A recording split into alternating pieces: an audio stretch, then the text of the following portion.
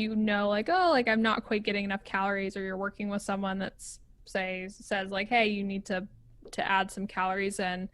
Once that's established, I also think like it's just good to know what that means in terms of digestion and motility and how that's affecting gut function. Yeah, like what's the relevance, man? Why is it a problem? Yeah, and I think because like dieting and dieting culture is so prominent that like it just seems very normal to be under calories. And from a digestive standpoint, we just came off the stress episode. So under eating is a huge stressor on the body. And so it's going to shut down motility, it's going to shut down digestion, because your body feels like it's under stress. And when your body feels like it's under stress, it's going to shut down what it considers like non-essential systems in that reproduction, moment. thyroid hormones, sex hormones. Exactly. Pooping. Exactly. It runs the gamut of just suppressing a lot of different things. And I just view it as halting digestion. And as we've said many times, like root causal factors of SIBO and IBS affect digestive capacity and motility in huge ways. And under eating does both of those things. It's going to impact motility. It's going to impact digestive capacity. And if you're just going along chronically under eating, it could be holding you back in so many ways. And I think, and I'm like in the nutritional space, so I probably have a huge bias, but I think that that's a huge missed piece of the SIBO puzzle, and why a lot of people might be chronic, even though they could be addressing some great things and great root causal things outside of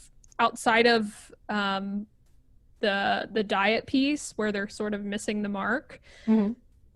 There's a lot of people that I've worked with where I'm like, man, you're covering a lot of amazing bases. Yeah. And you should be progressing. But then I look at their diet and they're well under their needs. Yeah. And if we can get their calorie needs up, usually they start improving. And it's because your body feels nourished and safe. Exactly. On some level. Exactly. And I mean, I think that's the frustrating part. And with these restrictive diets is that nutrition just totally takes a back seat, and you can't really move forward with any chronic condition if you're not nourished, because of how it affects your body's stress response and shuts down these non-essential systems. And again, like you had mentioned, some other like common signs, especially for women, of under eating is like losing your menstruation or having like really irregular or erratic cycles. I see that often. I see it impacting thyroid hormone a ton too. Oh, for sure. Like low T3 or free T3 that's just in the toilet. And yeah, definitely. It's like your body doesn't think you have enough calories to be metabolically active. End of story. Yeah, and I it's so interesting you bring up T3, because I think there's probably a handful of cases where I've seen normal free T3, where I've felt like it was optimal. It might still be in range, but a lot of times what I see is lower end of range, where it still could be causing a lot of dysfunction. And yeah, I mean, the thyroid is huge in that equation. And again, if you're dipping low in calories, it's going to cause cortisol dysregulation. It's going to cause activation of the stress response with because your body's stressed.